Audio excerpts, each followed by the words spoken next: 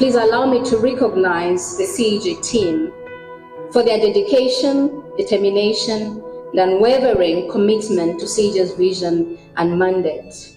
And most importantly, thank you all for organizing this important and timely National Resettlement and Compensation Indaba.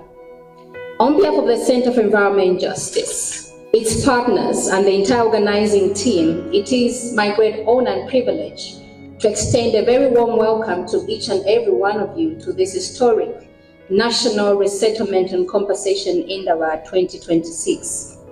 Thank you for prioritizing this gathering at such a pivotal moment for our nation. Zambia stands at the threshold of unprecedented opportunity. Our mining sector remains the backbone of economic growth and development.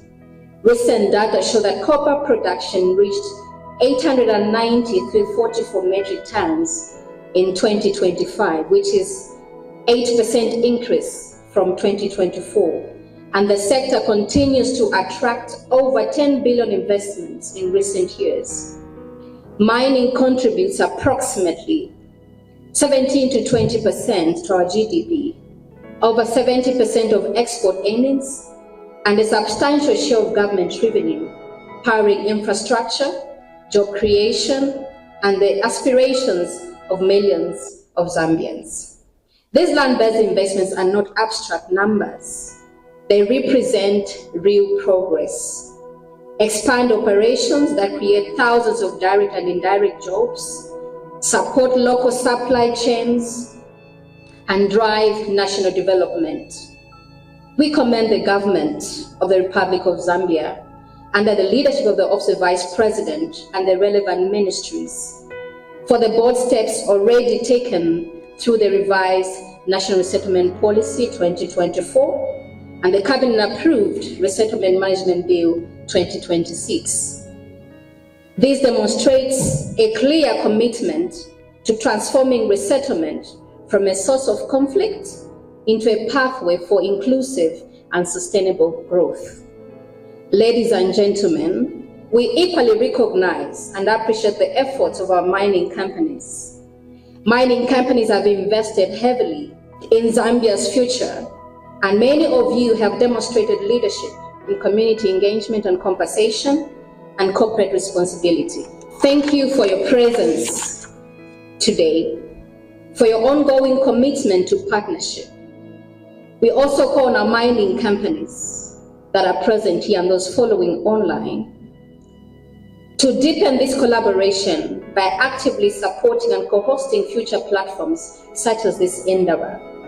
Your continued participation and partnership in convening these multi-stakeholder dialogues will be invaluable in building lasting trust, sharing best practices, and ensuring that resettlement and compensation processes keep evolving to meet the highest standards of sustainability and mutual benefit. Yet we all know that rapid development brings complex challenges. We have seen several in the mining areas of this country, especially in a context of climate change. Floods and droughts have displaced communities across our country, underscoring the urgent need for adaptation measures that build resilience. Effective resettlements must go beyond compensation to restore livelihoods and improve infrastructure.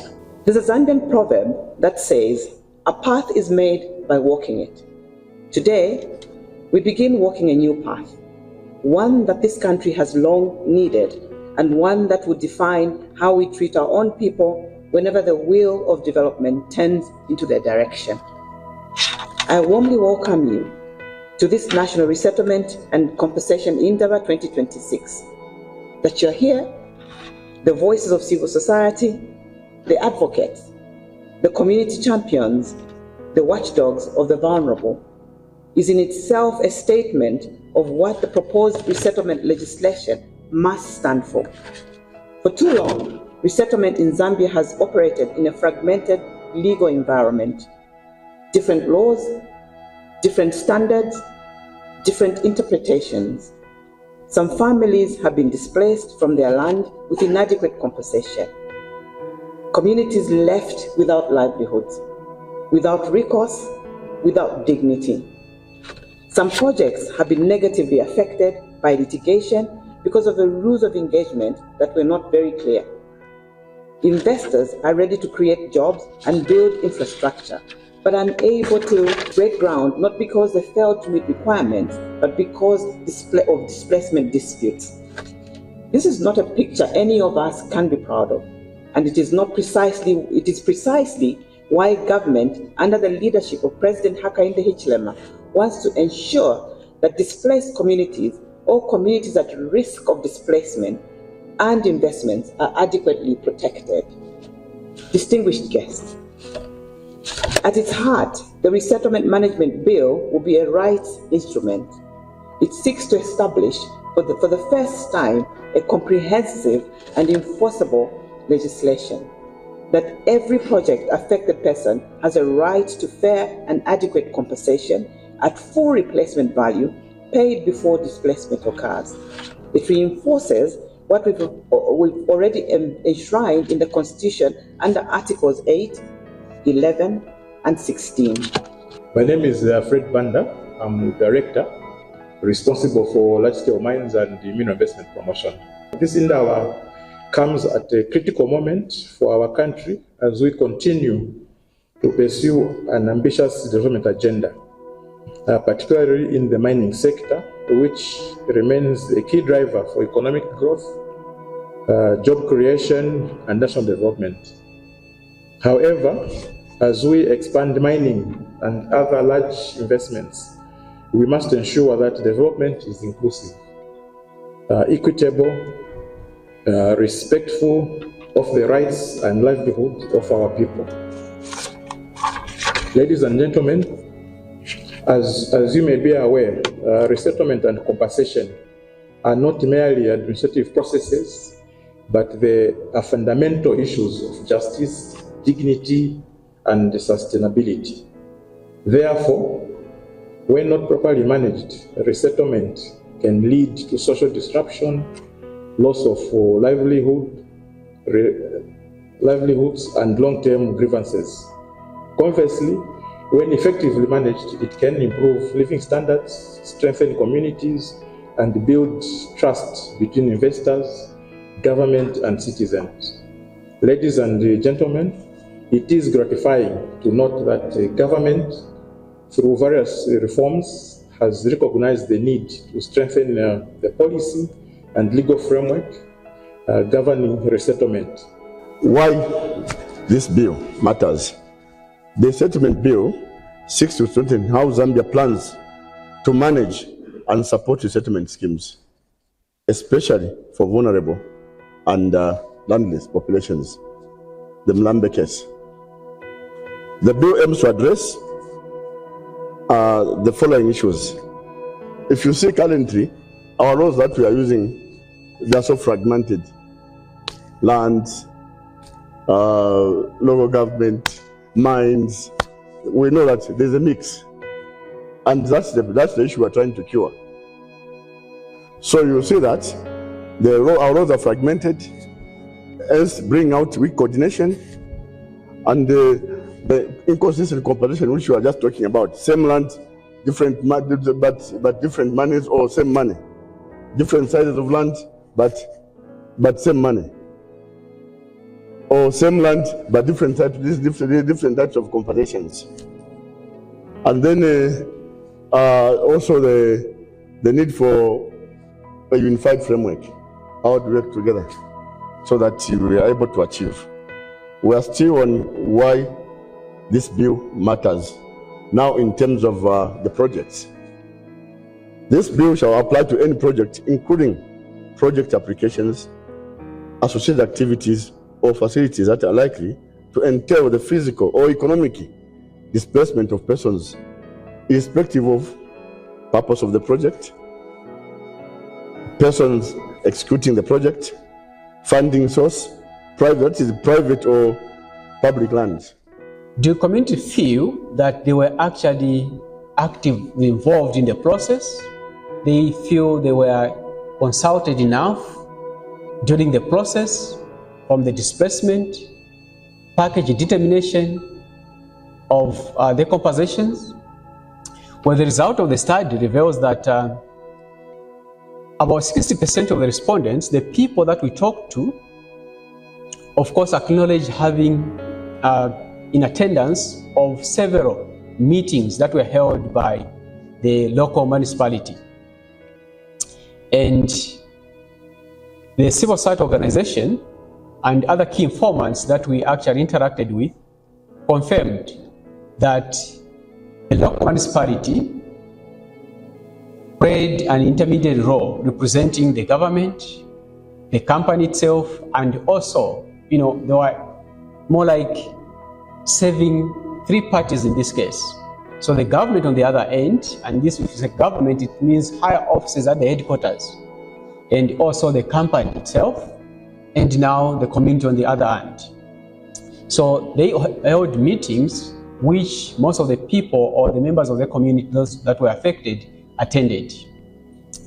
And from there it shows that the community's representation or participation in the meetings were really not to their satisfaction, in the sense that the communities felt they were only involved or called to attend meetings when major decisions about displacement, about compensation issues were already determined. The IFC Standard 5 actually provides guidance to clients on identifying environmental and social risks, avoiding, minimizing, or managing impact, and promote sustainable business practices, including stakeholder engagement and disclosure obligations.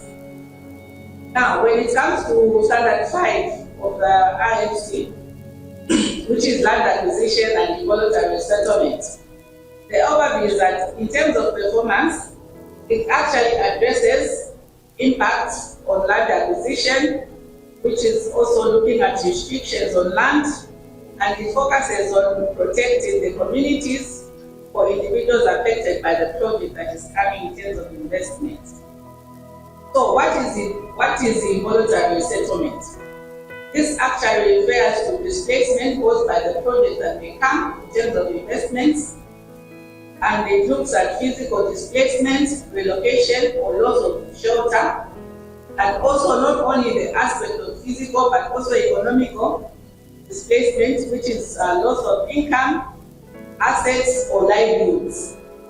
It can occur due to land acquisition, like I was saying, and also in terms of land restriction, where land has been restricted, where it cannot be used as it has been used before. So that is what actually entails in terms of involuntary resettlement. Traditionally, we believe that when a chief is talked to, then that's consultation. And that is not true, because I think time has proved that sometimes our traditional leaders do not adequately represent the views of their people.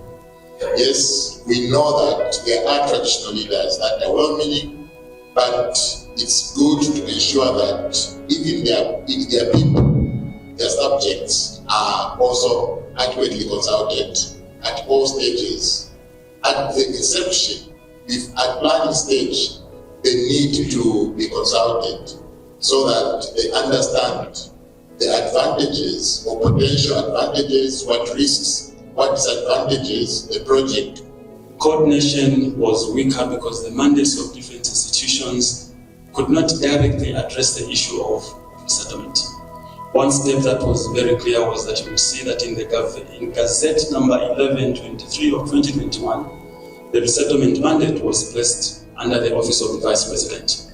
And in the spirit of one government approach, we note that in order to strengthen coordination, we need to be able to structure a process that is more clear from the perspective of government coordination under the one government approach, requiring there has to be a lead in every mandate. And resettlement, the lead is Office of the Vice President. So we are working on strengthening modalities and steps, including guidelines on how to get these things done.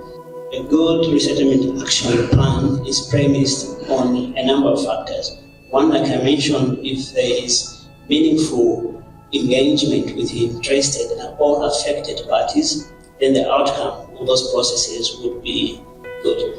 So effective communication with interested and affected parties is paramount for us to see an outcome that is desirable. When we are doing business, the business must ensure that it benefits the local communities in which we operate. And so when we are looking at expansion or projects that we are implementing and how we are going to ensure that the people that are affected are not marginalized, the first point of call is to ensure that there is a proper planning that takes place. So this must involve all the stakeholders that are concerned. And secondly, we must not leave out the communities, the affected settlers, because these then will form much of what will come up as the compensation packages and the benefits that are acquired after that. So ZESCO has drawn some lessons from that resettlement, in that now we're moving towards sustainable resettlement. And how are we doing this? So in the resettlement process, first of all, we identify the PAPs who are the project affected. We do a socio-economic survey and identify those who will be affected by the project before resettlement. And after this, we give them consent. And we want to do the disclosures and the independent valuers. So ZESCO is not working in silos, but ZESCO is now engaging various ministries, various stakeholders to be able to work towards a sustainable resettlement program. Avoid resettlement, avoid displacement if you can. If you can't, then minimize. So we are talking about the end of the whole chain there of mitigation. Avoid, minimize, or if you can't do those, that's when you talk about displacement. Unfortunately, when they were given the first part, the lawyer made mention to them to say this is what was available for you, and the case has been closed. The community demanded to know and to see the judgment, which up to date, the judgment has never been presented to the community, which stipulates how the case was litigated and what was the outcome. So their demand is they want to know what was the record which was in the judgment and what was the judicata in that particular time. Since the one who signed on the consent was not a community from Shimulala, that person is not known by the name of Lungowe. After pollution, we had crops in our fields. And the farmers, because of this time now it's 1 year plus without compensation. So the same food which was polluted, farmers started consuming it. So this is the big challenge that we have as a community.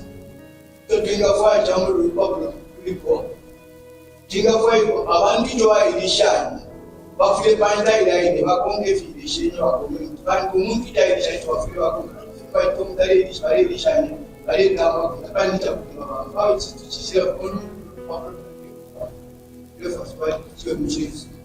we want to see that the community and the government work together.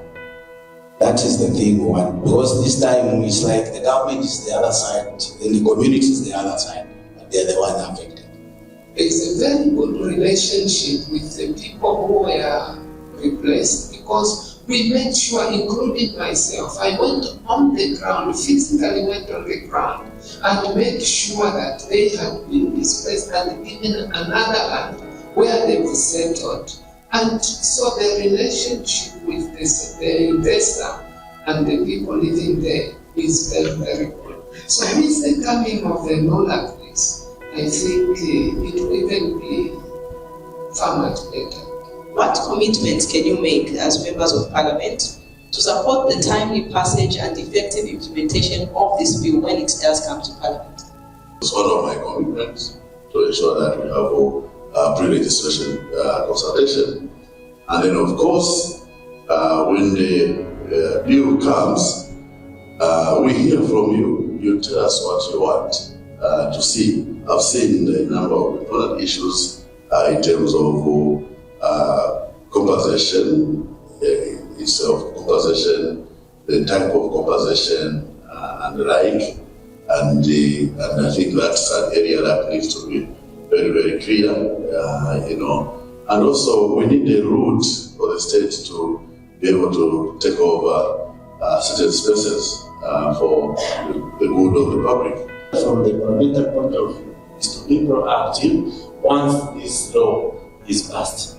Because it's not happening for the first time. We already have these resettlement schemes, we already have resettlements happening either for economic development or those that want to move from urban into rural. So we need to have a study by parliamentary committee to go and invite people, for example, in Nambetim and many other places where economic development is causing these displacements.